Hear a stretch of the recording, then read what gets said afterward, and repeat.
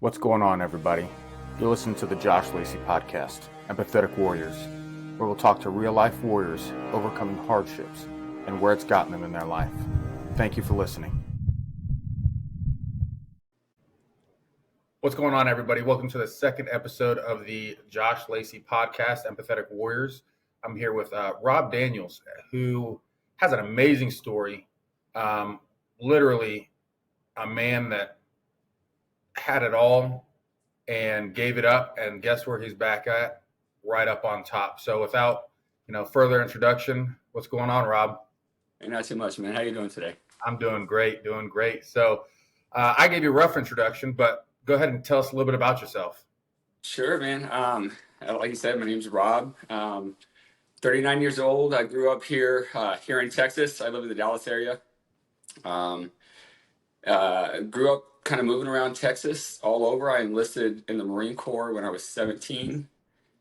Spent 9 years in the Marine Corps before transitioning out, and then really starting the story, I guess, that we're here to tell.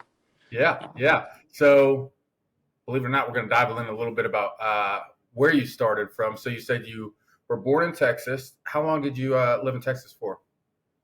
My whole life. Okay. So both of my parents, they were born my dad was born in California. He likes to joke that he got here as fast as he could.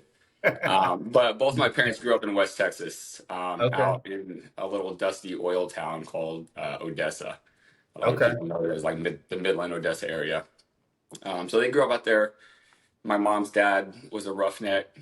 He kind of ultimately retired as a supervisor in the oil field. My dad, as a young man, started working in the oil field. I think that's maybe how he met my mom. But it was a rough life out there. It was a rough living. When the highs were high, it was great, and all the teenagers were stacking paychecks and running the streets like my dad was. And then when it was low, it was bad. It was a pretty desperate, like I said, a dusty little town. But that's where they grew up. And, I'll often say that one of the best things my dad did for me was to get me the hell out of there. It wasn't a great place to grow up, not a great school system.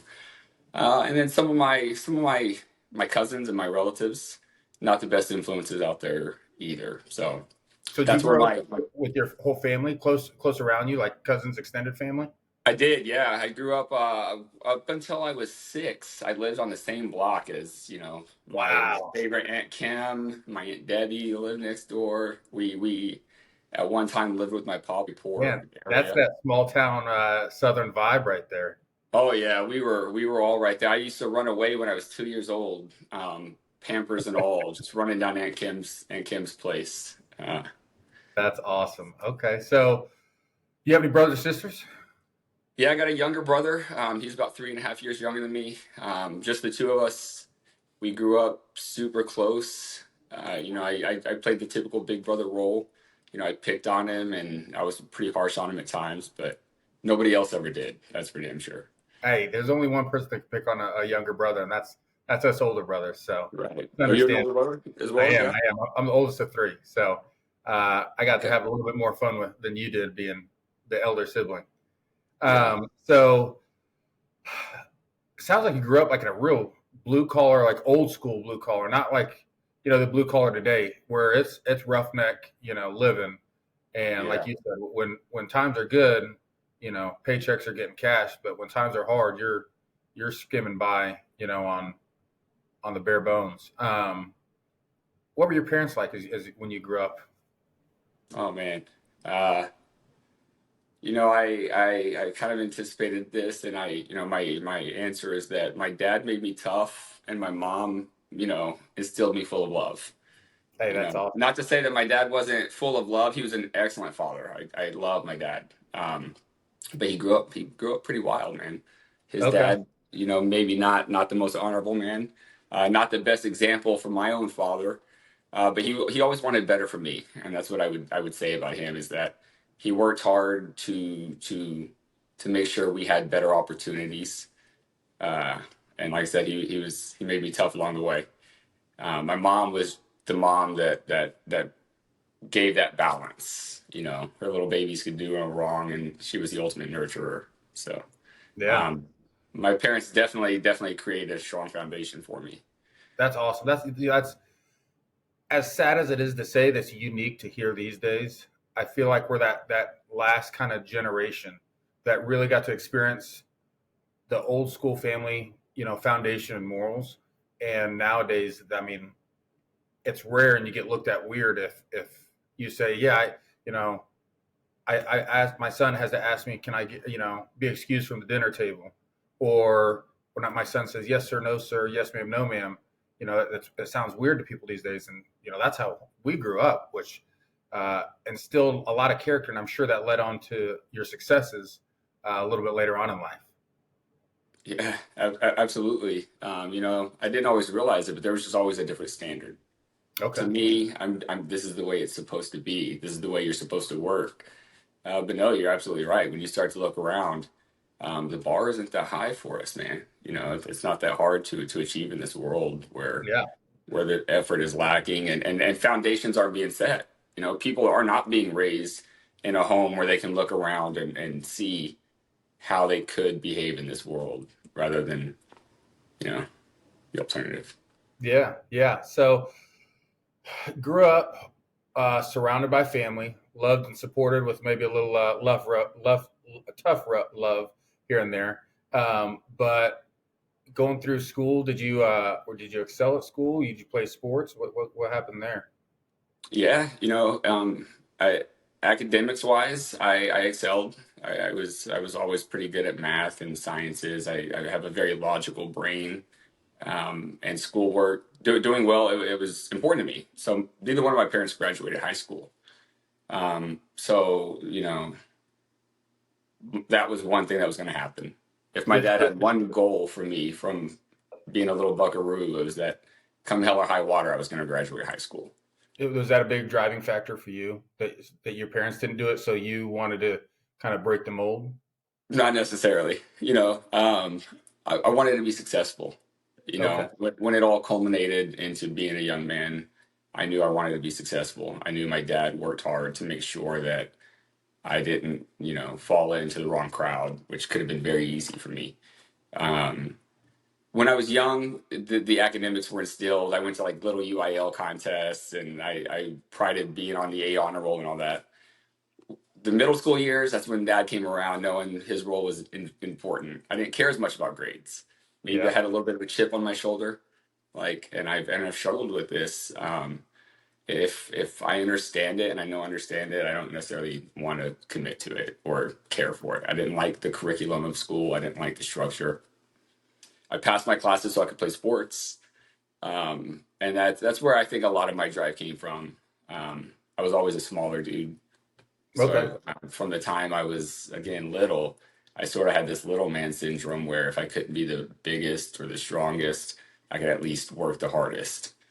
And Nice. that was really sort of something that developed just from being a small guy and wanting to play football, wanting to be a power lifter and all these things. I'll tell you what. Sometimes it's the small guys that will give you a run for your money and really surprise you that you don't expect it, and they come out of nowhere. And if Yeah, they we got count something to on prove, if it. they got something to prove, man, it's game Yeah, over. All right. yeah. So now, as a kid, who was kind of like the biggest influence, in your life that kind of, I guess, not influence, but what really drove you? Because you said your dad has kind of a checkered past, Sure, sure. whatever, but he was there. Um, you're the older brother. Did you look elsewhere, or did you kind of just find it, between those two or within? I mean, I think it was just always within me. I mean, there were other principles, other things that my parents taught me growing up, other things I picked up. Growing up, I think around poverty and knowing that I had, little juice in me, a little something special. I knew I was smart. I knew my parents cared enough to give me opportunity. Um, and I knew I wanted more, you Okay. know. And like I said, around middle school, I knew I had these abilities, but my grades weren't there. I turned into a little bit of a slacker. Like I said, some of my friends weren't the best influences, and while I didn't fall as hard as some of them did, my grades became less important. And that's ultimately what would lead to that next step, which is where can I apply these skills, and what can I do to get out of this cycle, Now you mentioned a couple times you had these skills or these, asset type things. Can you go further on, like, because that's at a young age when you're that's a lot of self awareness at a young age to realize that. I know typically, males kind of realize that a little bit later on in life, and females develop faster, mature faster. But it sounds like you kind of understood yourself at a younger age. I've struggled with this at the risk of sounding arrogant. I was aware that I could solve problems. I could always solve a problem. I could kind of look at it and I could unravel it. With math, it just sort of made sense. You know, an example is I used to do math in my head, and I would have to have these meetings with my teacher and my parents because I wouldn't show my work, right? I don't know if you remember that, I ever had that problem, but like you don't show your work and you say you Yeah. get it wrong. I'm like, dude, you want the answer or not? Like, it's just, I've been able to kind of look at things and figure it out. So I did have that awareness, but I also knew I could work. Like, it was something I prided myself on. My dad has been a laborer his whole life. And even if we didn't have a lot, everything we had came from his hard work and his willingness to do that every day. And I would spend summers working with him, and because of the toughness, I wanted to keep up. I looked up to him. It wasn't just tough love; like I admired it. So I knew I could work. Um, and so again, if I have this aptitude to be able to solve problems that others won't even attempt, and I can work harder than most as well, I So knew it could take me somewhere. you mentioned your dad a lot. Now, Yeah. if you care, can we No, dive no, into go for what it, your man. two relationships were like? Like, because I'm picking up that it kind of was. He has a checkered past, but he possibly broke that family chain and was there for you. Um, and then you went in the Marine Corps. Now that's two generations that were in the oil fields, and then you Yeah. went in the Marine Corps. So what kind of gave that whole transition? You know, um, I wanted to make my dad proud. I mean, at the simplest form, that I really wanted to make my dad proud. I know that looking back on things, I didn't always know this when I was 12, when I was, just looking up to dad. But, my parents didn't have the best marriage. I can't say a bad word about him as a father, but maybe he wasn't the best husband, right? And when I look back on those things, I realize the sacrifices that both of my parents made. And I do have an awareness to know that had I not had the unique foundation from both of them, that the direction I went could have been very, very different. It was Okay. very different for everybody around me, and I attribute everything that I was able to avoid and everything that I was able to pursue is because they kept me between those lines. So yeah, I mean, I think my dad wanted to make sure I got through high school, and then I knew I needed to do more, And I Yeah. can I can kind of sum it up with this. We were at a family reunion one time, and I'm 25 years old, whatever, and I'm smoking cigarettes, right? I'm smoking a cigarette, and my cousin looks over at my dad and says, "Uncle Sam, can you believe this boy? You're just gonna sit there and you're just gonna let him smoke that cigarette?" And my dad looks at her and says, "You know, he's a United States Marine. He can do whatever he pleases." And he maybe threw in another, four-letter word, but he said, Expletive. Yeah. and that kind of showed me something that, yeah, okay, Dad. You kind of reached that accomplishment that you were looking for, that status in your dad's eyes. Sure, sure. Okay. So you graduated high school what year? I graduated high school in 2003, Okay. And what year did you join the Marine Corps? 2002. Oh, well, okay. I guess Yeah, step on so the yellow footprints. yeah. So and that's how quick it was, right? So I was in the Poolee program for a full year. I enlisted within the first couple weeks after my junior year of high school. Spent my whole senior year in the Poolee program. And when I graduated high school on a Monday, I stepped on the yellow footprints the following Monday. Wow. That was my timeline. Wow. Was that typical? That fast of a turnaround, or did you just kind of get blessed with the right timing? I don't want to say it was, I mean, it could have been typical. So at that time, remember it was 2003. So Yeah. enlistment rates were high, recruiting was high, Um, but they were just, I just happened to be the first crop. It was a steady supply from the area that I was coming out of. I think when I went to boot camp, there were somewhere roughly six of us from one recruiting station Wow. that all shipped out at the same time. So, Wow.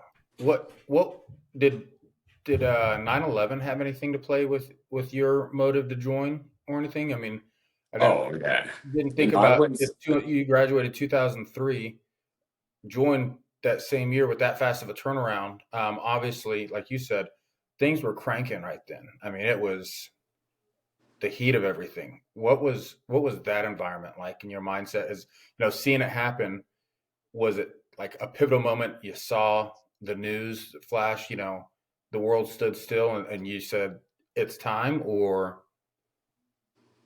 It was more of a slower processing for me. So 2001, I believe I was 15, 16, somewhere. I was a sophomore.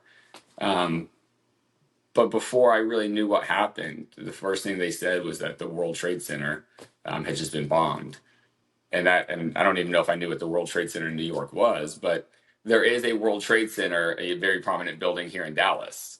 So my first reaction was looking out the window at the skyline to see if I wow, could see it, and then everything kind of settled in. School stopped, and yeah, there was the pause where it all happened, but it would take another 2 years before I would enlist, and you know I think the short answer is yeah, it affected things, but it wasn't like an immediate.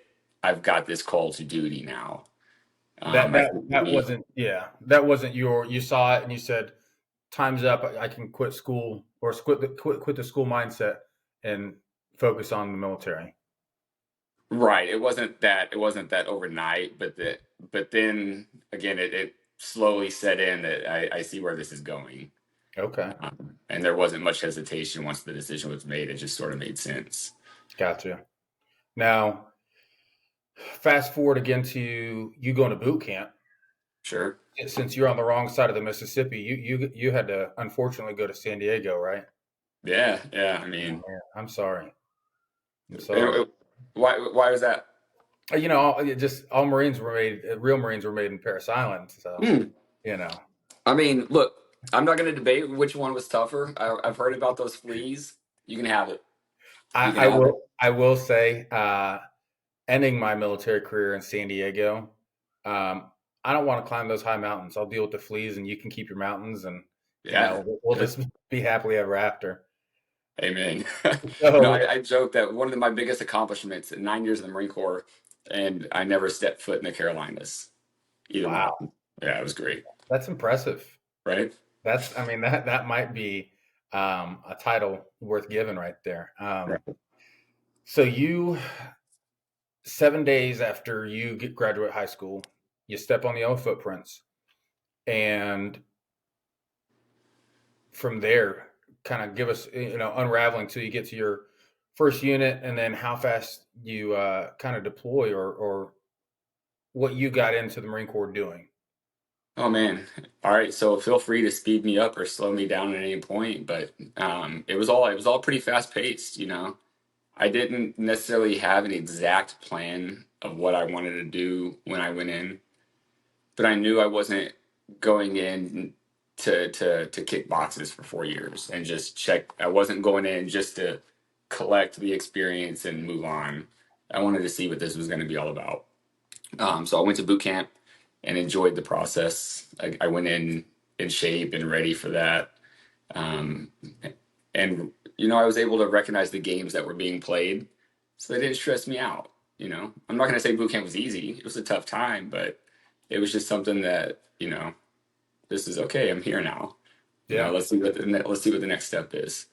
Um, I actually got through boot camp, uh, highest PFT score in the platoon. That was Wow. my that was my little, and it was sheer effort, right? It was that Yeah. again, it's kind of a theme for me, but it was sheer effort to prove something that if this is one thing I control, I'll run till I can't. So got through boot camp again. It was not that bad, and then I moved on to my MOS school, which I was an intelligence analyst. So I went to my MOS school in Dam Neck, Virginia, in Virginia Beach. That started in October 2003. It was only about a 3-month school. I graduated early the next year and reported to my first duty station in February 2004. Really? Something like that is only a 3-month school. Yeah, yeah. Wow. So Wow. there So, was I remember I had to sign a 5-year enlistment, and there was this misconception that Intel guys had to do a 5-year enlistment because the school was so long and hard. The school was actually really basic. It was only 3 months. And really? that long enlistment is because of the clearance. It Uh, takes a while to do that, and it's an investment to do that. So that's why we have that. But they want to get their money's worth.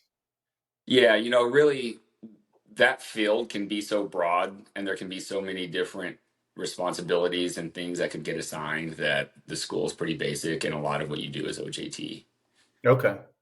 So when you're going through that school, do they kind of pipeline you in a certain direction of where, like, do you know what kind of route you're going to take, or is it you graduate and they say this is your first unit and there you go, or Yeah, you just distribute orders, right?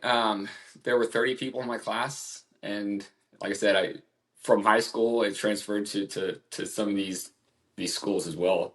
I finished almost last in my class at Intel school. So when it came down to picking orders, it was our hierarchy, right? Number one yeah, guy gets to pick, and at the time, everybody was deploying, so most of them were going out to the West Coast for rotations out.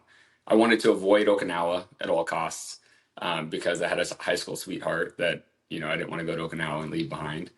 Um, and again, the East Coast, I just always knew that was not the place I wanted to be. So there were one set of orders for 29 Palms.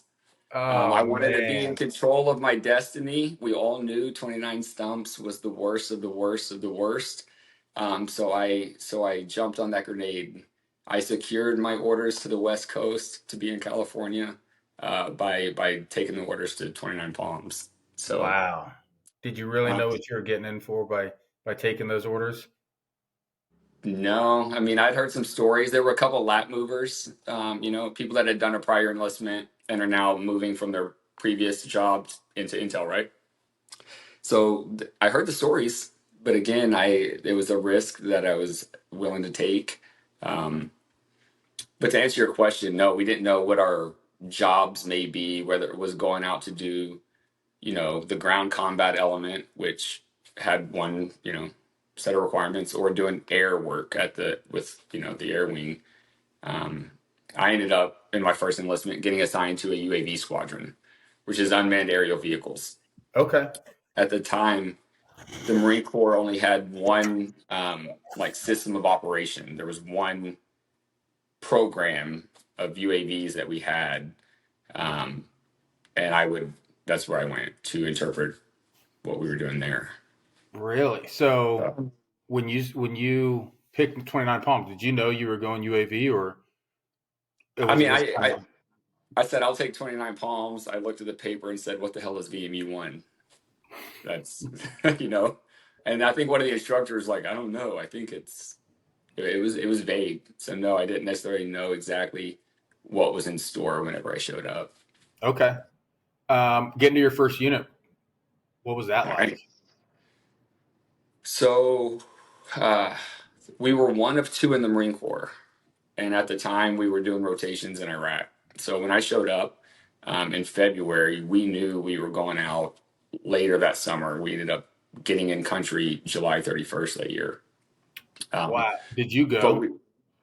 yeah, so from that moment forward, for the next 4 years, we were doing 7 on, 5 off rotations. Wow, So like that, my first enlistment, I knocked out my first 4 deployments in 4 years. holy smokes, dude! So I mean, not even 5 months into the fleet, once you got to your Yeah. unit, like you were boots on the ground, legitimate. Yeah, yeah. With that particular unit, yeah, I mean, I was on an airfield. I didn't get to do, well, Well, watch the way I say things, get to do, yeah, fall back yeah. ways. Okay, so let's backtrack a minute. Unmanned aerial vehicle. What are the technicalities describing that job then? Okay, so this was a small plane that weighed about 400 pounds. It was, if I remember right, I don't know, anywhere from 6 to 10 feet long, and it takes off on a runway, right? But um, we had the capability to reach out to, I think, I don't know, 65 clicks with this thing. So it was a big system. We were set up on a big airfield in Iraq, with a runway that we would launch, and then ultimately we would control from a tent. We had a camera on it, that was optimal at around a 4,000 foot altitude is where we were operating. Um, and we basically satisfied the meth collection plan, right? Okay. Utilizing what we did, which was collect real time full motion video of various points throughout, for example, the city of Fallujah. And you said where in Iraq was your first deployment to? So this we were set up at a place called Al Taqaddum Airfield, which is in central Iraq in Al Anbar province, just 10 miles west of Fallujah. Um, and then we operated all around that area. So we were able to reach Fallujah, Ramadi. I mean, those were the big ones at that time. But over those 4 deployments, we brought in new systems. We started operating a Boeing contract, another type of UAV that sort of expanded our footprint. And by the time we were done, we were operating out of Al Assad, TQ, and several different kind of remote areas, being able to Okay. cover from Baghdad to the Syrian border. So, not to jump too far ahead or get fast tracked, you land in country in Iraq, July of 2000. What it would be 4. Correct. When you get there, what's that experience like? I mean, you're still a very fresh Marine. What's Yeah, what's going through your mind? man, it's a good question.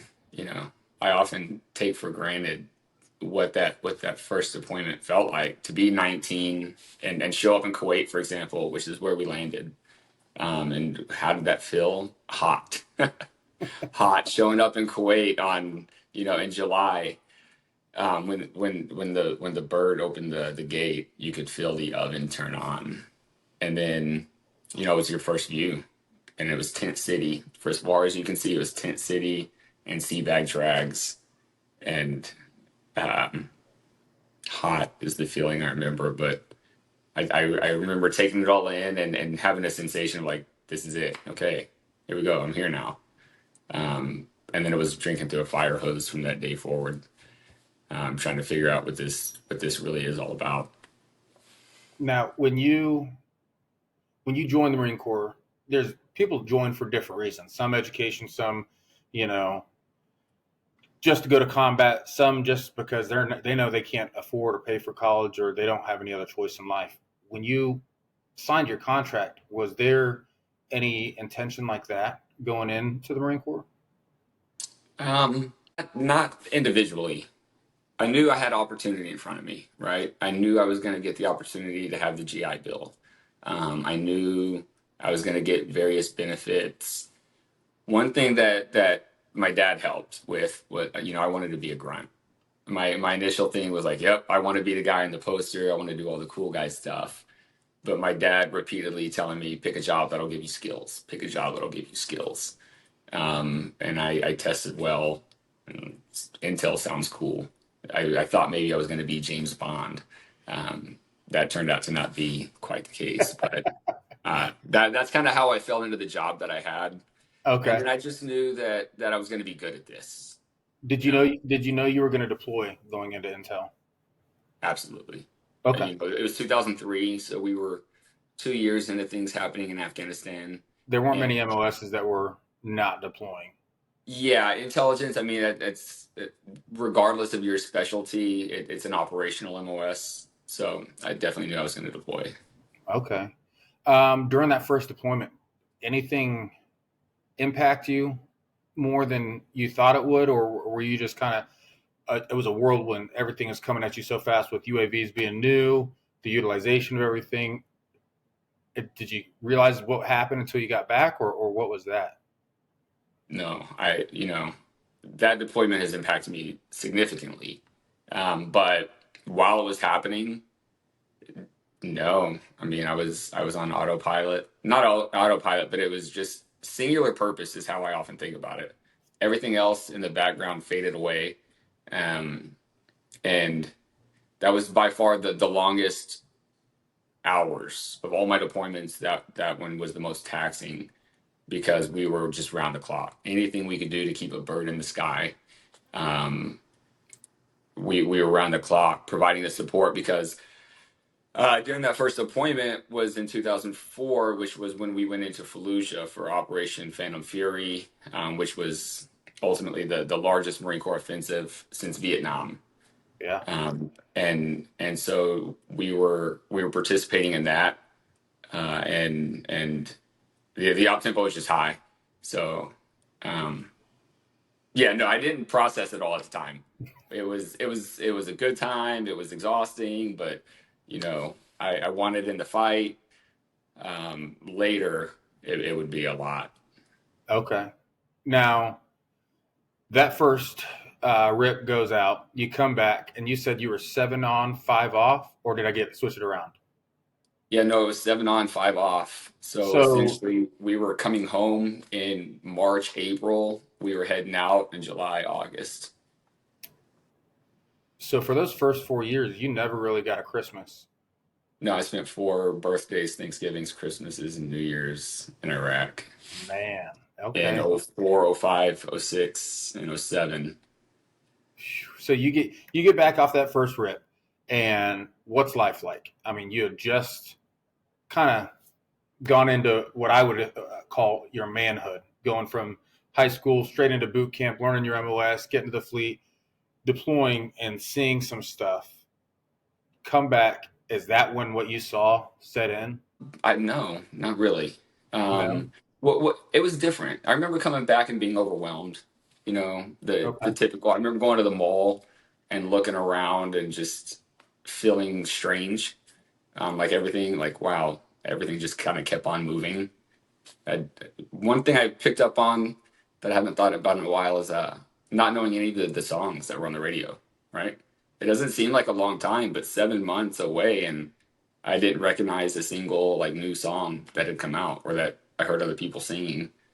So I felt like there was a little bit of kind of catching up in that regard, but again, it still hadn't set in everything that I just experienced. Can you go into a little bit of what you did experience? Yeah, a lot of death, the realities of war, and you know, it would affect me again more later on as we move through this. But I had this longing to be down there in the fight. I wanted to be on the ground. Um, but even from the perspective that we had, we were. I mean, we were essentially spotting targets and manhunting anybody with a weapon. We were looking for them, and then we had assets, airstrikes here, airstrikes there, and it was a nightly basis for 30 days for all of November and December. And then after that, there were other uses of the platform, but for those 2 months, I mean, we watched it. I know other people who've had and told very, very gnarly experiences of it, but I was sort of watching what happened in Fallujah from 4,000 feet. And So at 4,000 feet, you can spot out a man with a rifle, and and the details of that camera is that's crazy. You know, I'm going to answer that and I'm going to say, yes, you can. And then I'm also going to say that, um, you know, how often was I wrong? Can I? Is it that clear? you know, and that's where later those questions would come into play, and that's where the challenges begin. Because at the time you're certain. At the Yeah. time you can use all of your context clues as well. No, that's not a rake, and that no, he's not out farming right now. You You did know? at 2 a.m. You're not getting out of a car with a 3.5 foot long rake, Right. So perfectly yeah, legal. yeah. The camera is it was $1 million camera. You Wow. know. So So you get off that first deployment, you come home, life's passed you by, you're playing catch up. Is it really enough time to catch up before you go out on that second deployment? no, no. So you go by motorcycles and you party at the barracks and you try to make the most of it, right? But for me personally, I do remember the feeling that like kind of wanting to go back, excited about the next one. So, looking in hindsight, maybe it wasn't enough time, but at the time I was there for it. You were ready. I mean, you needed the Marine Corps when you're in, and you just on to the next thing. So you land in country the second time. You go back to the same place, or where do you go? Yeah, so when we go back, and my unit would continue to be headquartered out of the same airfield. But at this time is when we're starting to set up that new platform that I mentioned we got, um, and we began to branch out a little bit. So the big operation for the Marine Corps push on this particular deployment happened to be out near the Syrian border, and it was another major city clearing operation that I had the opportunity to go out and support that, doing a similar mission, which was just the bird's eye view of things, reporting it back to the unit that was on the ground, um, and then just kind of painting the picture for them. Okay. What units were you typically attached to? So we supported the collection plan, and it would be whoever was operating in that space, right?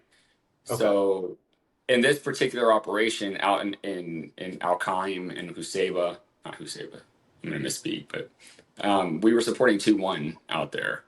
Okay. Um, so So your standard for at that time, your grunt units that were yeah, whoever was in that marching area. If through the we field. happen to fly a mission in Ramadi and there was 3-4, for example, was operating in Ramadi, then our targets, our mission, what we're doing is kind of there to satisfy the requirements for them. Okay. When did the realization of the deployments hit you, and did they slow you down? The realization of like the reality of what we were doing, it Yeah. wasn't until I got out, to be Okay. honest. And then that was a big thing for me to learn and work through is when you're surrounded by people who are doing the same thing. The coping mechanisms that we had, and the things that we were able to normalize, in my opinion, allowed us to still be normal and not have to work and process. Yeah. Wasn't until I got out, that I wasn't surrounded by that environment, and I realized I needed to adjust. And then I began to pick things apart. Okay. So we'll touch on that here in a little bit. Okay. What made you reenlist? Because you said your first contract was a 5-year contract. You said you were only in for 9 years. Was it the fact that you wanted to go boots on the ground and you didn't get that experience during those deployments, or were you satisfied by the end of your first enlistment? No, I think you hit the nail on the head. I think it was something that I wasn't satisfied with. I felt like I still had something in the tank, whether it was something to prove or something I wanted to experience. But I re-enlisted specifically to go to my next unit, which was Marine Corps Special Operations Command, um, Okay. and that was sort of the next step for me. And Now, when you reenlisted, was that a guaranteed thing to go to MARSOC, or how did that come about? Because I feel like that's a pretty big jump. yeah, so it was actually kind of negotiated as part of my reenlistment. I had the fortunate positioning because, as I just mentioned, I deployed 4 times in my first 4 years, right? I had a few chips to leverage with. Yeah. And, at that time, re-enlistment bonuses were a big thing because, for example, I turned down like 200K plus opportunities to re-enlist, and I would have been Out coming on in the right. civilians, out on the civilian sector, was the military willing to give you that money? Yeah, no. So let me back up a little bit. The unit, my first unit, the UAV unit, when they brought in that second plane, that second drone that we were using, it was a program of a contracted program through Boeing. So the operators were not Marine Corps school trained operators; they were civilian contractors who were coming in and operating these. And basically fulfilling the same role as the enlisted men flying these things, but they were making money. I was gonna say, Right. how infuriating was that, knowing your your your yearly paycheck is probably their, Oh, monthly paycheck. oh, I mean, it was cool. A lot of them were my buddies, though, right? Because they would Okay. get out, and over a couple of years, they would get out, and then they'd come back with a polo on, right? And like, go Okay. for me, buddy. And that was really sort of the move, to be honest. Okay. There were other things I could have done, but that if I just wanted to take the easy way, that was the move. And for most people that had my job, those opportunities were plentiful. Really? So there comes in my reenlistment saga, right? I went and took the NDOC to go to MARSOC back in 2007, but at the time they weren't accepting anybody without an infantry MOS to go through the pipeline to be an operator, right? So they took the old force recon guys and they were sort of like grandfathered in as the core of MARSOC, and then they were starting to take the guys from like the infantry and other infantry backgrounds to go through the selection process. Okay. Well, again, long story short, I went and I took the NDOC screening for that anyway, and I was invited to go. I was, I think, if I'm not mistaken, the first non-infantry guy invited to go. Wow. Um, but my monitor, How did that doesn't just happen? Sorry to interrupt you. That doesn't just happen. How do you get kind of selected? Had you worked with those operators before, or? no, no, the guy, no, I knew nothing about like the ground combat element. But there was an interview process. So we had to go take a PFT, and then we got in the pool and we did all of the basic pool stuff. You probably heard like buddy swims, boots, and like all of the, Yeah. what's it called when you got to float? Tread water. I Tread tread water for water? a while. Okay. I'm not a good swimmer. Uh, I it was hell. But that's probably one of the things that made my interview go well, is that it was pretty obvious I'm not a good swimmer. But I fought for it. In the interview, again, I think I have a certain G2, an ability to navigate these things. And the recruiter gave me the nod. I mean, I didn't know Wow. that it was that big of a deal. I mean, it wasn't, but when I looked at the MAR admin, there were no other, everybody else was no three. That's impressive. That's saying something, especially that early on in MARSOC's uh, being reborn again. That says a lot. So you sign up, get the green flag. But I didn't get to go.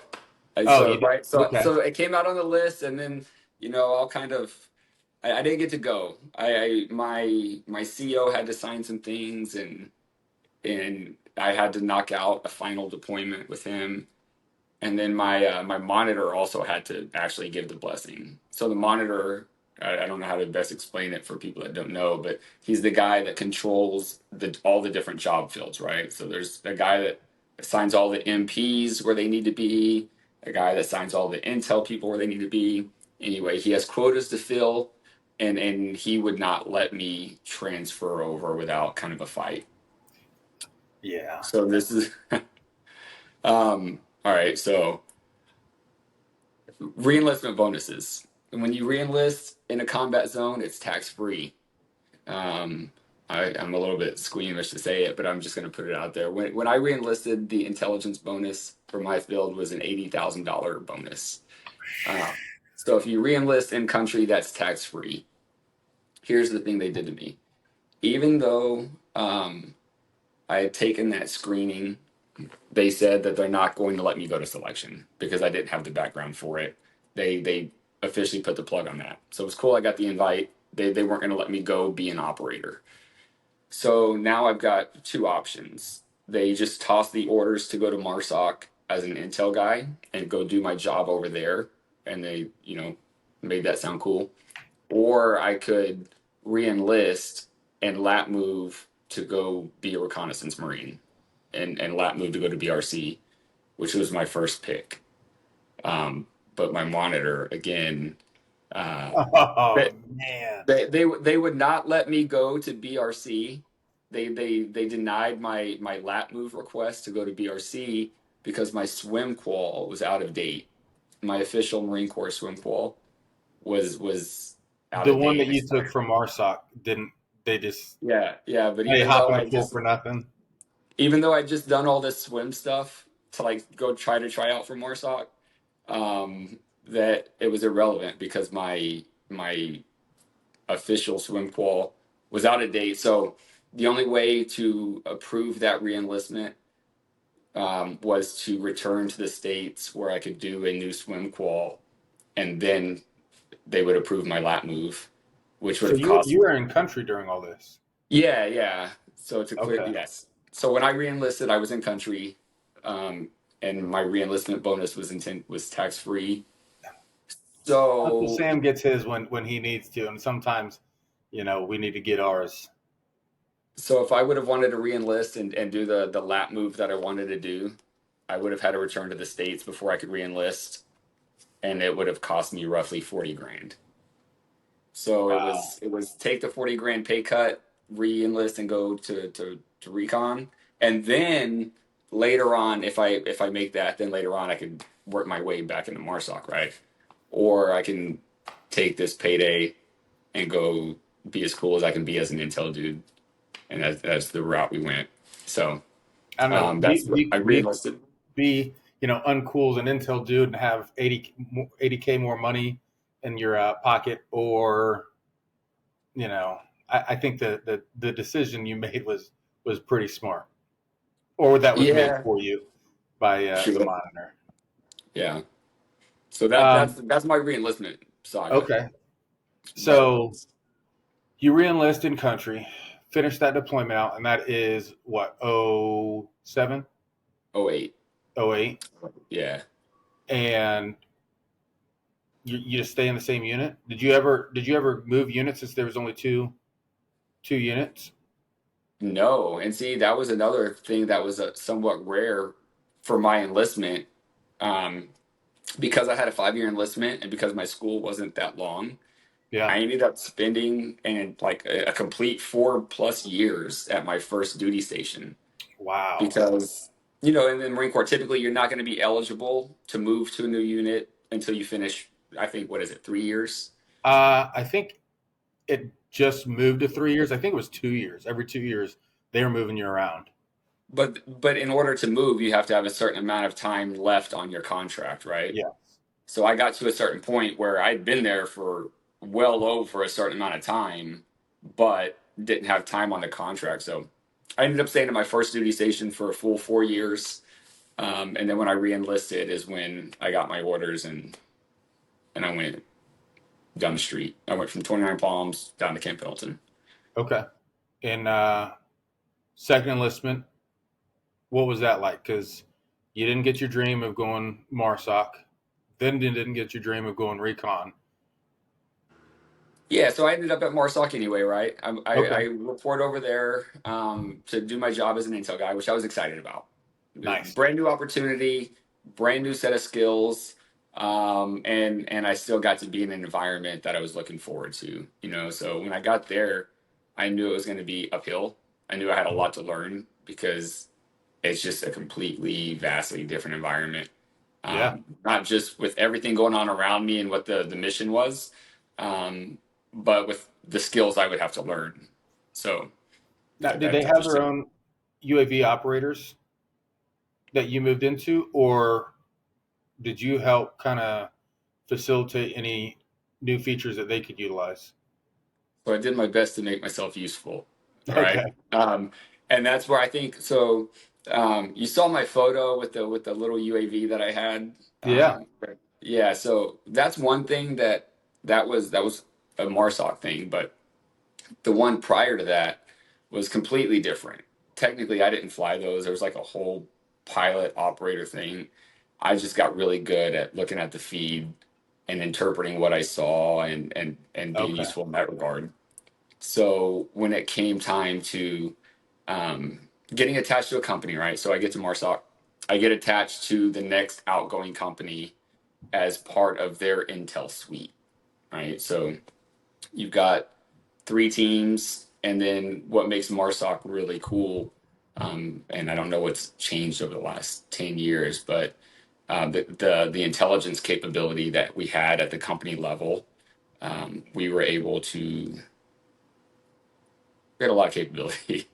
um, it was my job to be able to take, the guys that were able to get this kind of information and the guys that were able to get that kind of information.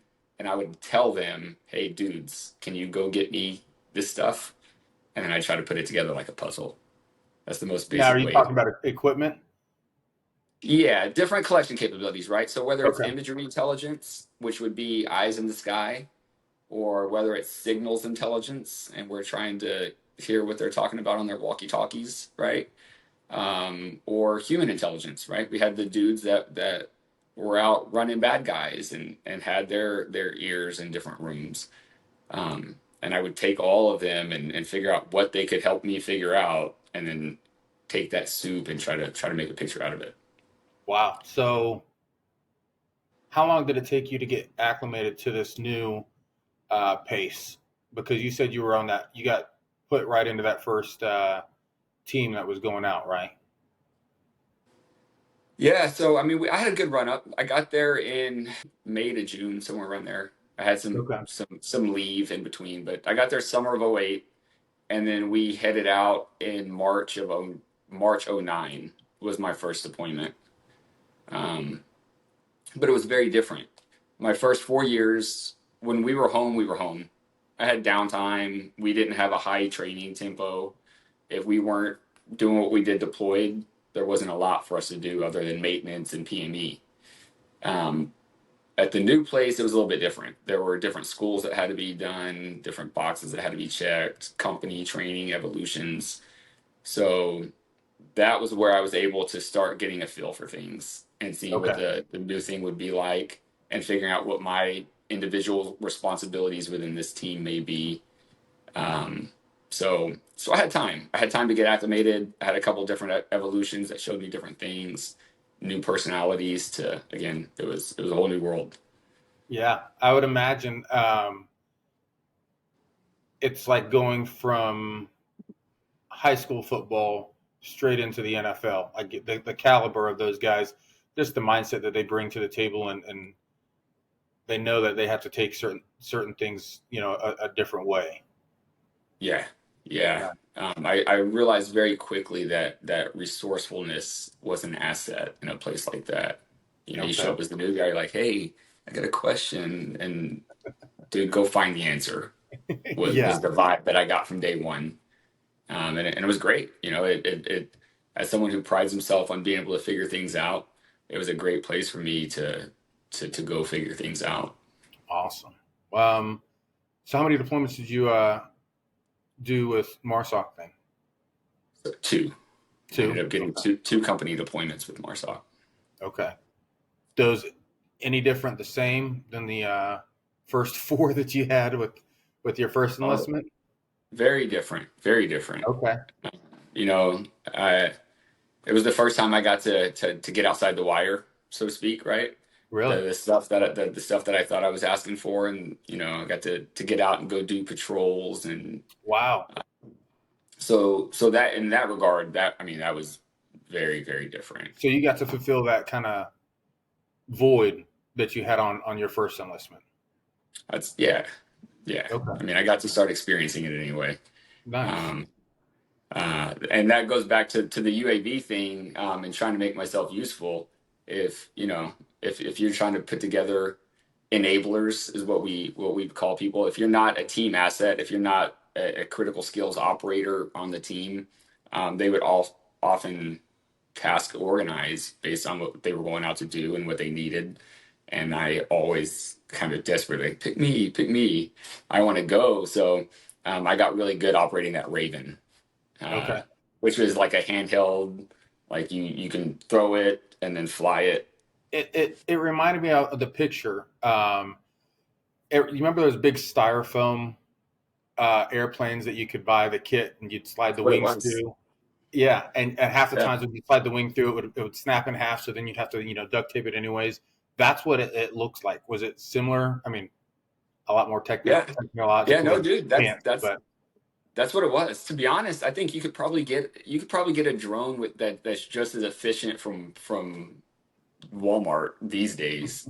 But at the time, that's what it was. It was, yay big. It was made out of foam, and it really, just had a high. Yeah, it was made out of foam, and it was made to fall apart.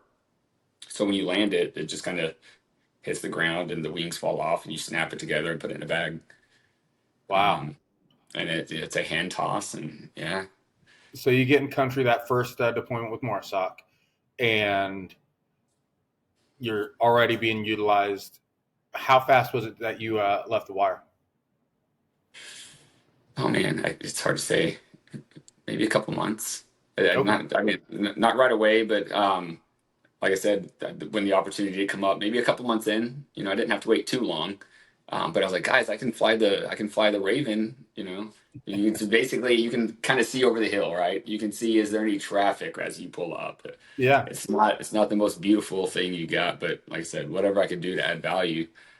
So I was able to do that. Um, and then as the deployment progressed, there were different things where headquarters was able to kind of mobilize and go do some things. So I had a Awesome. couple things. Okay. Care to share? Um, I mean, yeah. So ask a question, I guess. What do you mean? I mean, I don't know where so to start. when you say that headquarters had a couple different things, um, I Yeah. know what you're So talking. I know kind of, but for our listeners, like what were those different things other than just okay. flying the Raven So for certain teams? yeah. So okay. When we deploy, when I say like a MARSOC company deployment, you deploy as a company, and each company has a headquarters and three teams. Your three teams are your operational guys that are out, executing your core capabilities. But at that particular deployment, we had a company commander who had a philosophy of like training everybody and being as capable as possible in all regards. So leading up to the deployment, he would train the headquarters, not just in comms proficiency or intel. He made sure everybody was able to shoot, move, and communicate proficiently. And That's then when we awesome. got, yeah, it was great. So I when we mean, got in even in the country, military, that's rare leadership right there. yeah, Not once you get into those specialized units, but I would say Marine Corps as a whole, it's rare that a leader has that mindset still. yeah, I would agree absolutely. And even when you get into the elite levels, they're still not all created equal. Like Yeah, that experience was different than my next, who was very shooter oriented. You know, um, so yeah, that was his mindset, and he wanted to be out doing things. So he would organize the headquarters element in a way that we were really going out and doing missions. And as I started to kind of talk, there were jokes, right? The teams didn't like it. The oh, I'm teams thought sure. that we were the teams thought that we were better served back at the FOB supporting them, which sure, right? But that's why I was kind of hesitant to be like, we got to do some things. So uh, yeah, that was kind of the story behind that. The CEO would take us out, and we would go do key leader engagements. We would go just do presence patrols and sniff around different areas. Now, since you were attached to those units, did you get to look like them? A little bit, a little Yeah. bit. I couldn't grow any facial hair though. I Okay. was unfortunately like the guy that like it doesn't grow in. It looks patchy. It looks crappy. It's So just a baby face through and through, huh? yeah, yeah. I didn't get to policy wise. They didn't let me on my first deployment headquarters. Technically, they were, of course, if you were senior enough, you break all the rules, right? But Yeah. my first one though, my second one, I got to actually get attached directly to a team, and we Oh, were nice. out kind of away from eyes, um, and they let me they let me play with it there as long as nobody was around. Okay. Anybody comes with the fob, Rob had to clean it up, but Nice. So, yeah. how long after that first deployment with MARSOC was your second? So, man, I got a 2009. We came back the end of summer 2009, and then I went out to summer 2011. So those are my two, right? Yeah. Basically, I deployed through the summer of 2009 and 2011. So I had an extended break. I was supposed to go out a little sooner. I had a motorcycle accident in between. Kind of had a broken back to deal with. Oh So man. yeah. So once I healed from that, I just basically fell back one rotation, Okay. and got those two knocked out. Now, something we haven't I haven't really touched on or asked is, what was your family life like after that second deployment? Because the first, I mean, you're 7 on, 5 off. I'm sure that family got to see you and talk to you when they could. Hmm. And we fall in that mindset of needs of the Marine Corps. Second enlistment kind of sounds like you had a little bit more time. Did much change, or you know, were you able to see your brother, mom or dad or anything? Yeah, yeah. So it was different, but by the time I reenlisted, well, right around the same time I reenlisted is when I met my ex-wife, Okay. who kind of moved out to the West Coast. She moved in with me around the same time that I reenlisted, and that was really sort of a huge transition midway through my career. Was going from my first 4 years where it was nothing but deploying to now I'm, more established, senior NCO, got a wife, soon got a kid on the way, and now, it all takes a very different shape. Okay. Uh, so yeah, I saw my mom. She lived in West Texas when I was in 29 Palms, and at the time, I came back from the first deployment and bought my dream car, which was like this badass Trans Am. And then, if I had a 72, maybe I could, which is a 3-day weekend, right? I would see how quick I could get from 29 Palms to West Texas. All my friends, my friend circle, my social circle was more out in Dallas, and I couldn't get there, but I had cousins in Odessa in West Texas, Okay. so I would see family. I always prioritized it, I would say. Good. Um, Good. it was, they knew I moved fast, but I always made it a point to take my leave and spend time with family That's in awesome. both So, situations. so your second deployment, you're not, or second enlistment. Sorry, you're now married. You said Hmm. a kid on the way, and you hit your first deployment, come back. Then your second deployment was a little bit longer after. Um, was there any desire to stay in? I mean, you're almost halfway through a military career. What's your No, mindset? my mindset by the time I was done was a lot of things. So things started to set in a little bit, right? My first four, I didn't process a lot. It was go, go, go. And then, hey, I want to raise my hand for this next thing. And then I get my first appointment. So, or my first appointment with MARSOC. And that was my first firefight, was that deployment. I guess that would be worth saying was, it wasn't a super intense, crazy thing, but I experienced my first firefight on that deployment. Um, and then afterwards was the first time I had that type of nightmare. So sort of there's a gap in between, but maybe that was the first time I started to realize that things are taking a toll. But because the environment that we were in, what we do is say, "Hey, shut up." No, it's whatever, dude. You put your different big boy face on. I've got more work to do. you make inappropriate jokes, and we move on. That dark humor and Yeah. that alcohol is a deathly combination. So that was an indicator, after the first '09 deployment, I kind of had that nightmare, and it rattled me. It stayed with me for a while. Um, Drinking, I was always kind of a heavy drinker throughout the Marine Corps. It was just a cultural thing. But looking back on my family, it was also a family thing, and it was my thing for a long time. Yeah. So now there's the drinking, and now there's the trying to be married while being deployed, but also going to different schools and stuff during the rotation. So all of those things really sort of hit a struggle point that came to a head during that 2011 deployment. My daughter had been born. She was born in 2010. So now I'm deploying for the first time with a baby at home, which just adds a whole new element to it. It stopped Yeah. being fun. Then, as early on in my career, when people ask me, what's the plan? Are you going to stay in? I would always say, of course, I'll stay in as long as I'm having fun. And that was when it just stopped being fun. I started dealing with leadership that wasn't as great as what I just described. There were different challenges there. So a lot of things really came to a head.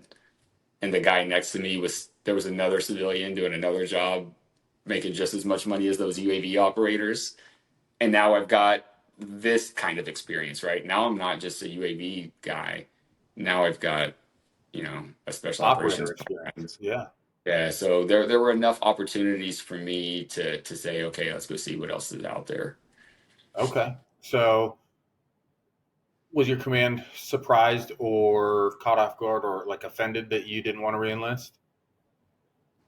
No, You're just a number. so I kind of blew it up at my last company. There were Okay. some headbutting, and that Okay.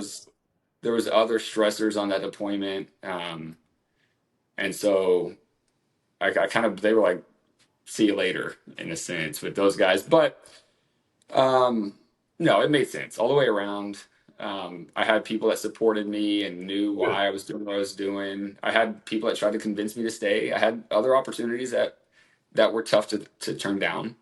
Um, as far as doing cool stuff, I could have reenlisted for some options, but I was done. Okay. So you get out. Where are we at in years now? At what year did you get out? Oh, or So I got out in 2012. 12. So Okay. my full term ended up being June '03 to June 12, basically. Okay. So Yeah. summer of 2012 hits.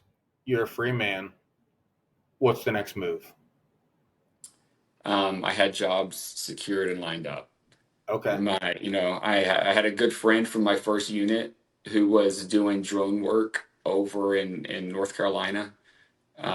He was working with JSOC doing. Are you familiar with Predators? Like Yeah. now we're talking more of a strategic level UAV that can be in Iraq and be flown from like Las Vegas Yes. or North Carolina, right? Yeah. So that was the next step for me, was to take that contracting position and start working with those guys. But I did the interview. I accepted the offer. I was getting ready to move out to North Carolina for that job, and then somebody else called me with another opportunity, to work with a platform that I'd used on active duty, which was just an analytical suite, right? That helped me do my job. It was pretty amazing. From the time I got trained on it, I loved using it. And then when I got out, I had the opportunity to go get trained as like a consultant for that software and be able to teach that to other users. Now, was this technology from your first enlistment or your second enlistment? My second one. Okay. Yeah, so it's an analytical suite called Palantir. It helps do link analysis, right? So you've seen like all the bad guy link charts. Yeah. It does link analysis and data mining, and really just helps do your job. So when I got out, I had the opportunity to go work for that, and I was like, hell yeah, this thing's great. And the company that I worked for had different deployments, we called them. One of them might be to be the FSR, or the field service rep for the Marine Corps. Another one might be an Army deployment where a handful of guys would go out to these different units. I took the law enforcement option. I wanted something a little bit different, something new. So I worked with immigrations and customs enforcement. Wow. And I taught their intelligence people kind of how to use this software and develop a workflow and start integrating intel work with their investigations. I hated it. How long did you stay with that? About a year. Okay. So yeah. As soon as I started that right away, right? I rolled right into that. I had some terminal leave and I had some time off, but I rolled right into that job. And that's really when my marriage started to break down, like break all the way down. I was really angry. So this is the first year after I got out of the Marine Corps, and that's when the adjustment happened. That's when I started to realize that I don't have the same safety around me of dark humor. I don't have the guys that know what that was like. And now I'm starting to think about it in a different light. But before that even happened, I was just mad, right? Before I even let myself think about it, I was just angry. Were you angry because of the I didn't subconscious know. pent up, war, trauma that you had experienced, or? The short answer is yeah, but at the time I wasn't sure, and that was the struggle, is that I was snappy, I had this hair trigger response to everything, and I felt like if my ex-wife, for example, was picking on me, or if she knew it, like then it would be even worse because I felt like she was trying to get me going. Um, and the worse it got, then the more I started to kind of get uncomfortable with myself, and it was just kind of this thing that developed. It was a loud signal that something had to change. Um, so ultimately, after a year of that progressing, knowing I had this beautiful job, by the way, great job. Yeah. I couldn't complain about a thing. Time off, get it, just be productive, right? Which is something I thought I always wanted. Yeah. Is like don't be a clock watcher. Base it on my productivity. That's what I liked about the soft environment was the big boy rules of it all. Is like as long as you're producing. But it wasn't enough. I still wasn't happy. I was very volatile. After a year of that is when we amicably agreed. Like I've got 2 kids at this point. Wow. Yeah, Popped them out quick. So yeah, I joke that my first daughter came after that '09 deployment, and my oldest daughter came right before the 2011 deployment. Okay. But that had a lot to do with me getting out as well. At the end of that 2011 deployment, I came back in September 11. My daughter was born that October. And at the time, SOF had this policy that if you're expecting a child, they would send people home with the idea that nobody Wow. is irreplaceable. Yeah, it was a CJ SOTF policy that you Wow. can be lost anyway, and the show's going to go on. So you go see your daughter while you have the chance because you may not go home. In fact, 2009, we lost a guy who went home for the birth of his newborn daughter, and then got to enjoy that for 2 weeks, returned to the deployment, and then he was killed in action later on in that deployment. So had it not been for that policy, right, he never would have met his daughter. So we had this policy. I say that to say that. And right before mine was getting ready to be born, I was expecting to go home, and some things started happening, and I was being told I wouldn't be able to. And that's when I told him I'm going to go home. And that's when that relationship with that particular company leadership was a bit exhausted. But I told him I'm going to go home. I got home. My oldest daughter was born, and now we're up to speed, right? And now I've got two. Now I've got two as I'm navigating this first job, this first year after the Marine Corps. 2 little girls that are 16 months apart in diapers, and me and mom are always fighting. So ultimately, that led to that split. And then fast forward kind of to when that happens, they moved back to the Dallas area, which is where we're both from. And then I returned to this area. There's no Intel jobs here. Whatever I was doing, the contractor stuff didn't really transfer. So I moved back here and started looking for something new and started trying to figure it out. So was it, you said it was an amicable separation with her moving back to Dallas. Was that your decision to give everything up, or did you do that for the family to stay close? No, it was my decision. I mean, I could have taken other jobs and went to like Northern Virginia or North Carolina where these types of contract positions are plentiful, but I personally couldn't be away from my kids.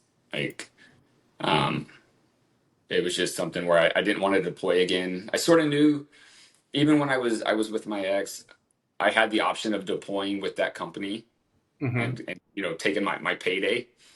But I could never bring myself to do it. We talked about it, and I knew that my final deployment being away from my daughter was different than all the rest, and I didn't want that anymore. So, yeah, it was just a decision to be like, I can't make them live where I'm going to be. I'm going to start over, That's a and rare trait to have enough masculine vulnerability to know that you don't live in that pipe hitter dream is not worth not seeing your daughter. Or your daughters, like being away from them is not worth cashing that paycheck. Because I feel like you hear a lot of those guys that have that internal struggle is they know that they don't want to leave their family, but they know that's what they're bred to do as well. Sure, and I struggle with that because I often thought that that's what I was meant to do. Um, but it wasn't. For me it wasn't. And I think that although I can understand and relate to the men that do continue to feel called to do it, I'm grateful for them, right? We're going to continue to need those men. But I hope they continue to believe in what they're doing and what they're leaving behind for what they're doing. For me personally, I didn't have enough belief in what I was doing to make that risk. When did that So happen? when did that happen? Yeah. Man, it was an ongoing shit show over the Okay. course of 9 years, 9 years of deployments, and loosely speaking, seeing political um, opinion and seeing the way the political climate was swaying tactics on the ground. It wasn't a fight that I wanted to continue to fight. I had gotten to a place where there were more things I thought I wanted to accomplish, but not at the expense of like playing a game I didn't even like. Yeah, I want to finally be the star quarterback, but I don't even like football anymore. Okay. And, that's kind of where I was at. And now I look back like, man, could have been cool. Coulda, shoulda, But woulda, but yeah, we're in this world for a reason, and where we're at for a reason. So you're for now sure. back in I almost said Dallas. We're small town, Texas. Hmm. Uh, and do you think about going back to the oil fields with where your dad was? What's your brother Oh, doing? hell no. Hell no. No. He wouldn't let that happen. No, no, no. I started over. I didn't know what I was going to do, to be honest. I went back to school using the GI Bill. Um, I found a couple different jobs here and there, and thought maybe, okay, I've got enough. Like I can work up, right, in all these different trades. But no matter what I did, it was just something missing. It was something that wasn't satisfying me. And I often would look towards the Marine Corps for that satisfaction. Like I loved that. I hated it. You can hear me talk about it in negative light, but I loved it. There was a satisfaction that I've never felt anywhere else. Yeah. And I'm sure you can relate to this, man. You as a Marine, once I felt that as a young man, there was no other job. There wasn't. I did this job for 2 or 3 years, or I experienced this career and then enlisted. I was really set with that purpose from the jump. I knew what I was doing. I believed in what I was doing, and in the absence of that, is when I really began to feel lost. Even when people look at me and think that I've got all this opportunity. I just started this brand new trade and I'm already doing this trade. This is not what this, it's hard to wake up for this every day. Yeah. Especially when at night I might lose sleep, wishing for something that I know I don't want. And that was my cycle. Not being satisfied with the day, going to bed dreading the intrusive thoughts, and the idea that I want that back, and then what kind of person wants that back? And then so goes the self-hatred. So goes the loop of, self-defeat and not really pursuing anything anymore. And wondering, is that the only thing that I'm going to be good at? So what did you end up pursuing once you got out? Because So with those thoughts, I mean, that can lead you down a yeah, and that's really where it took me. And there were different stages and there were different pitfalls. But essentially, once I moved back to Dallas and I started that progression from waiting tables at a Tex-Mex restaurant. Again, nothing wrong with any profession I'm about to name, but 18 months prior, I was operating as a senior analyst, you know, doing intel work. But once I moved back to Dallas, I waited tables, I installed DirecTV, I climbed cell phone radio towers and installed antennas and dishes on cell towers. I took a job as like a mall security cop, basically. I was roaming parking garages, and I was doing these things while going to school, while failing out of school, because I'm not really committed to it. I'm just trying to get that GI Bill. So I'm doing all these things, and you know, underachieving and experiencing these lows when I'm still also trying to figure it out. Like, this isn't good enough. What the hell's going on? And I happened to be in the gym one day, and this is kind of my starter story. Is I was in the gym one day trying to work through it, trying to figure it out, um, and ask myself, like, where do I want to be? What do I want to be doing every day? Where do I want to spend my time? And I was like, oh, I kind of like it here. The gym's a cool place to be, and do I know enough, and can I add value? So then I started thinking, maybe I'll be a personal trainer. Maybe I'll pursue that. Um, Now, and so goes. how long are you after or out of the Marine Corps when this epiphany happens? Oh man, this was maybe I really started to think about it, it's been a minute, but 17 maybe 2017 is when I started thinking, okay, maybe I'll start training people. So you were Uh, 5 years out of the Marine Corps when that light at the end of the tunnel started to show its face. oh yeah, man, I was on the struggle bus for a minute. Again, Wow. I had roughly a 12-month expiration on any job that I would do at best. I would the cell towers. I loved that stuff. Climbing towers, I'd be hanging from steel 600 feet in the air. Kind of get my rush that I like. I like the adrenaline. I like the view, but it was fun. It wasn't satisfying. Again, there was something missing. I could envision spending another year there and getting a job as a foreman and running a crew, and then in 10 years it'll be cush. And to me, that was a long time to wait to get to a place where I'm like kind of comfortable, when I knew that if I kept looking for the thing that made sense, I wouldn't be working for that. I'd be working for something much bigger, much more special, something that might keep me from looking in the rearview mirror. Um, and so, yeah, it took 5 years. And then once I decided I wanted to be a trainer, it took another 5 years to find the right belief system and figure out whether or not I could make it work. So, well, I don't want to fast forward too much. So 2017 hits, you're in the gym, and you realize you might have just found your calling. Maybe, but no, I don't even know if that was my calling. It was just something I was trying to find. I want to be Okay. self-employed. That was a big thing to me too. With a lot of these jobs I took, you know, being divorced has had a big play on this, co-parenting and having the custody schedule. So I get my daughters every Thursday night, every other weekend.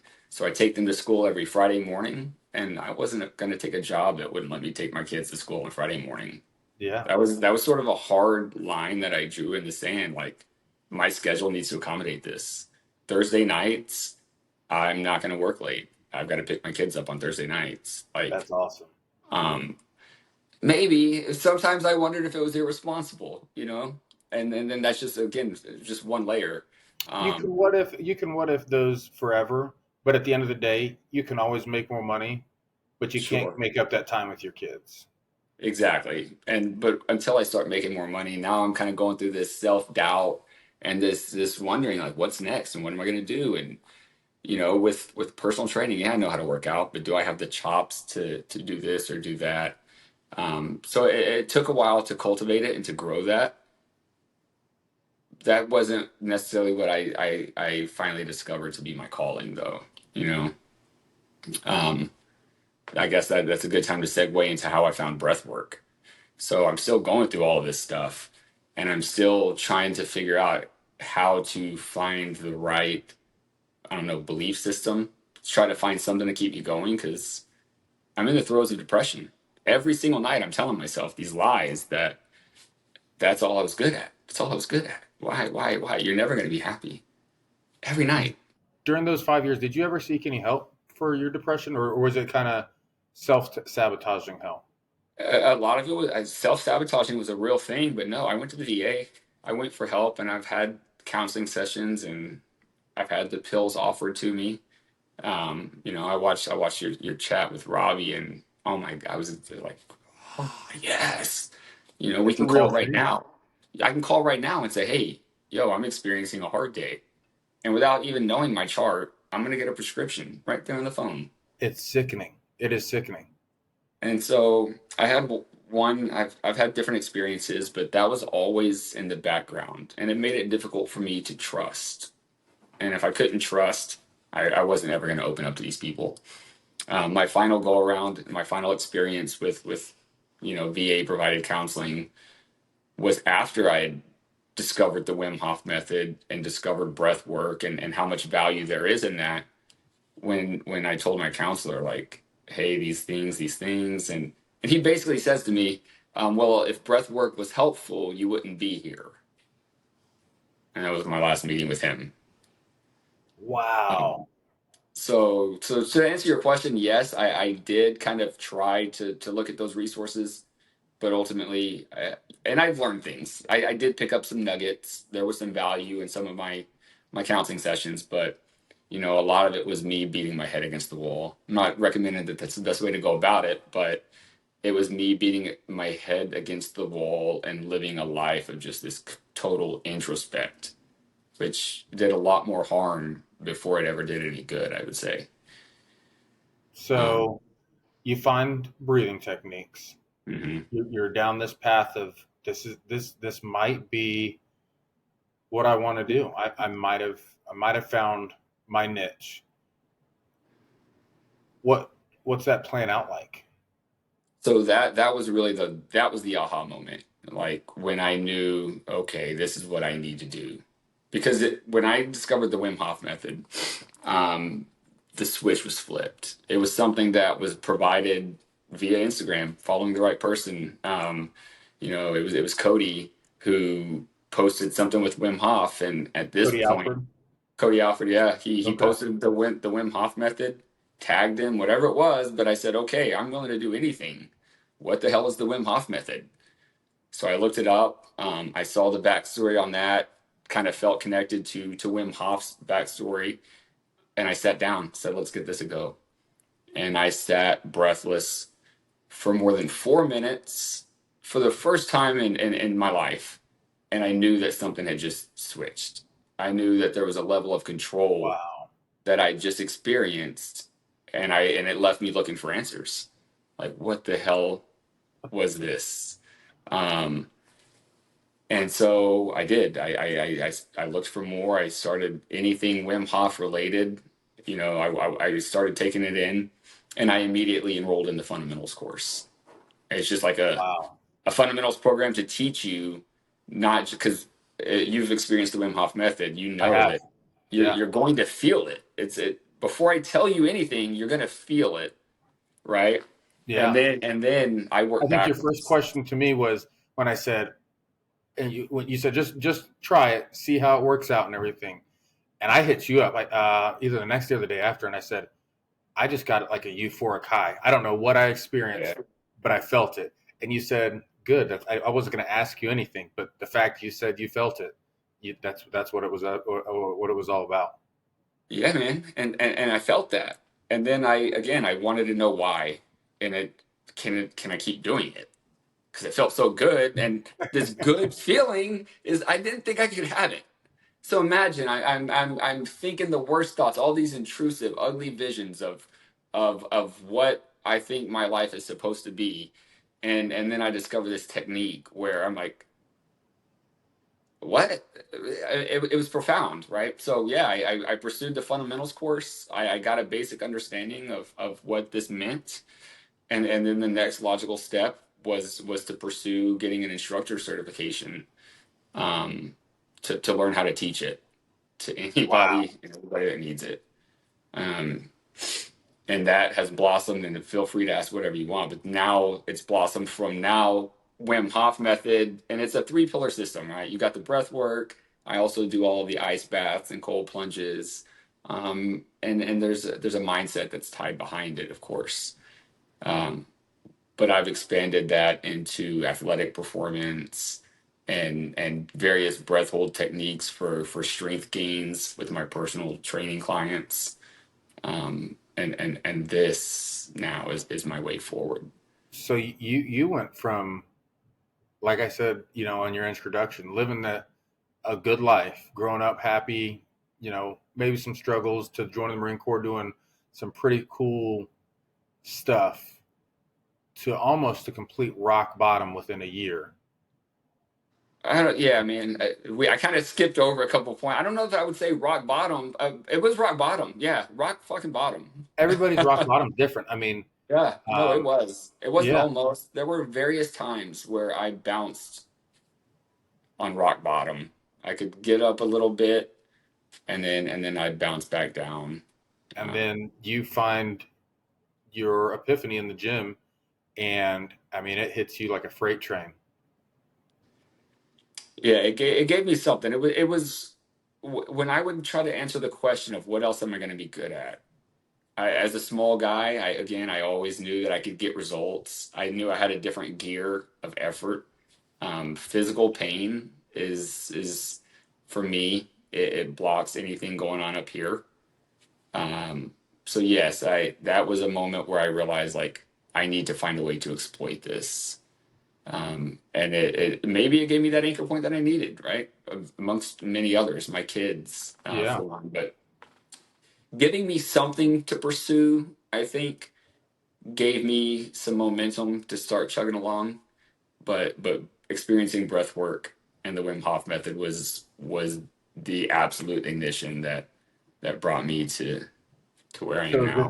is this kind of where you see your life going, longer than that 12-month window, that 12-month expiration date that you said before? Oh my God. Yeah. I mean, I'm at this point, I'm completely self-employed. I set my schedule. I have That's an amazing. amazing client roster. And I who knows where it's going to take me, but breath work is definitely going to be a cornerstone behind everything I do because I firmly believe that it is a lost art. Most people are breathing wrong. I could say this in a way that would trigger a lot of folks, but most people are breathing wrong. And if they're not breathing through their mouth, they may be breathing too many times per minute. And that has a direct correlation with a lot of the psychological problems that society is facing these days. It's really Wow. simple. Slow down the way you breathe, slow down the way you think. Um, Well, don't get too and far, because we're going to give everybody some parting advice, and you're okay. going down that road. So So yeah, I get super excited if this is I that possible. what, but that's huge though. When you go Yeah. from a low, finding something, and that's all you get so passionate about, you don't want to breathe and take a breath yourself. You just want to talk about it, that's a blessing, man. That's Yeah. huge. I mean, I'm consumed by it because, again, to make it clear, when I was on rock bottom, I wanted to quit. I wanted to quit. I felt completely hopeless. And I think that that hopelessness was really just exacerbated by the fact that I had experienced such success before. You know, it's not like life was always a struggle for me. Things were always pretty easy for me. Yeah. And now I can't get to work on time. Now, you know, I may or may not look like the family fuck up, right? Like, so now I've got this negative opinion of myself, and I wanted to quit. I wanted to quit. I didn't think there was any hope. I couldn't do it because I have kids, and I have very strong beliefs about that. But yeah, man, the knowing what I know now is something that anybody who felt the way I felt needs to know. And that's kind of, it's simple. It's so simple, you know. And just in the last year, that I'm aware of three veterans who've committed suicide in the last year. Do you get I don't know if angry when that happens? you know. I get, yeah. I feel anger arise, and I think I anger only is ask that always. because I realize the more that I hear um, veterans in general, let alone friends that take that road, it angers me. And at first I felt very wrong for that because I felt like maybe I should have done something wise. Why didn't you reach out? And it's not always easy to reach out, but there's so many resources. I mean, heck, you can pick up your phone and the first thing that you can press on there is the Safari button or the Google button and whatever. And it makes me angry that, is did I not do enough to help you realize that I was a phone call away or just a conversation away? And it sucks when you hear that. So when you hear of success stories like you fighting through that adversity, it's enlightening again. You know, and I appreciate that. I think that's why I feel called to do this, because I had that strength, and I feel blessed to have that strength. Because even though I'm with you, I feel angry when I think about this. I'm also empathetic, right? Like, and which is why when you invited me to do this, I was very excited because it hit home. You know, I'm very empathetic. I know what it's like. And I'm still gonna say that if you take that pain and give it to your kids, it makes you a little bitch. You know, that don't do that. Um, and so again, to me, it feels selfish to not share what I know now. Now that I've been through it, I'm on the other side, and now that I have a voice where I can openly share these things, I couldn't have done this 6 months ago. And you know, I couldn't have done it without help. And that's why I'm here to help whoever I can. It took outside encouragement for me to be as comfortable as I am to sit here and tell you the things I'm telling you. Um, So how many, I guess, clients do you have? oh man, 5, 6, Are you 5, willing to, 6. are you willing to take on more? Like if our listeners wanted to reach out to you, are they able to get your help if they need it? So I'm working on developing a way to make that happen. Yes. Okay. Right now, I work with in-person personal training clients. Yeah. So we meet at the gym, right? Traditional personal training. Um, but I'm working on expanding my app. I'm Okay. available through app-based coaching, but I do have plans to develop curriculum, expand that, and get this in How front of as many people as I how can can. people find you then if they want to reach out for that kind of help? Social media, on your app? What app is it? So right now, the best way to get a hold of me is on Instagram. My Instagram username is the one and only Rob Daniels. We'll make sure to Uh, tag that on here because that's a long handle. yeah, I may shorten it, but yeah, the one and only Rob Daniels. That there's nobody doing what I do for the purposes that I do it. You know, I'm That's not saying I amazing. have everything. I'm not saying I know it all, but I know what tools that I use to apply to my problems. And if anybody out there can relate to my problems, let's talk about it. Let's chop it up, and I can share my tools. It's not complicated. And what app can they find you on? So right now, the best way to get hold of me right now is going to be through Instagram. I use Still an in app the called works. Trainerize. I use an app called Trainerize. But anybody that wants to connect with me further and continue to work together, whether that be scheduling breathwork sessions or getting set up with fitness and nutrition plans, hit me up on Instagram. I'll get you set up with my app. And give me a follow. I've got some things developing. I am customizing the app as we speak. It will be listed in the Play Store under my unique brand, which is TBD at this point. Okay. But we're just getting started, man. We are just getting started. Hey, you know what? We're still young. We still got a long ways to go in life, and I mean, you have so many more lives to reach. Yeah. So you got your business now. You're doing good. I guess the last question is, what advice do you have for our listeners on their everyday to day lives? Oh man, don't quit. That's I didn't know it until recently, but I've been repeating it every day. What do I want to tell people? And it's don't quit. You know, you don't know what you don't know. And until you know everything, you really don't know anything. Keep looking for answers. I did not think I would be joyful. I thought I could check the boxes.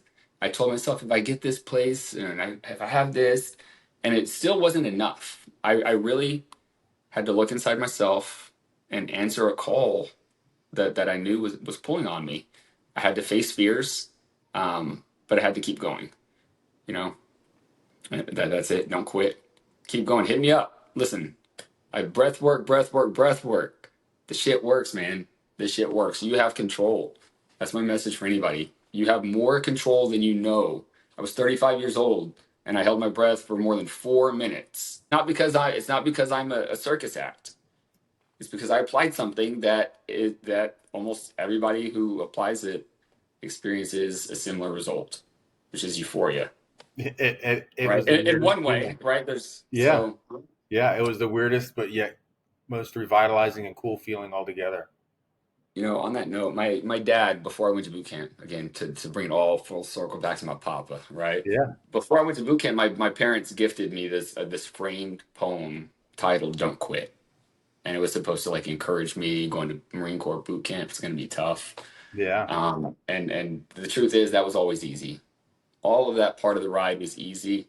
I got through it the way I was supposed to, but that poem, that mantra, not to quit, is what carried me through. When I wanted to, I repeated it. So, don't quit. There's another day. Yeah, man. That's awesome. Well, Rob, thank you so much for showing your vulnerability, coming on here and showing us what a true empathetic warrior is. It's I've learned a lot from you already. You've helped me with my breath work, something that I practice on. I wish I could say on a more regular basis, but when times are hard, I hear your voice in my ear saying, just breathe. And when you just take a couple deep breaths, it's amazing what can change around you. Absolutely. So, well, thank you very much, man. This has been awesome. Josh, thank you for having me on, man. I appreciate the opportunity to come on here and open this up and tell the story. Hey, for sure. Yeah. Hey, man. It's awesome. Sounds good, man. I'll see you. All right. Later. Thank you for listening to the Josh Lacy podcast, Empathetic Warriors.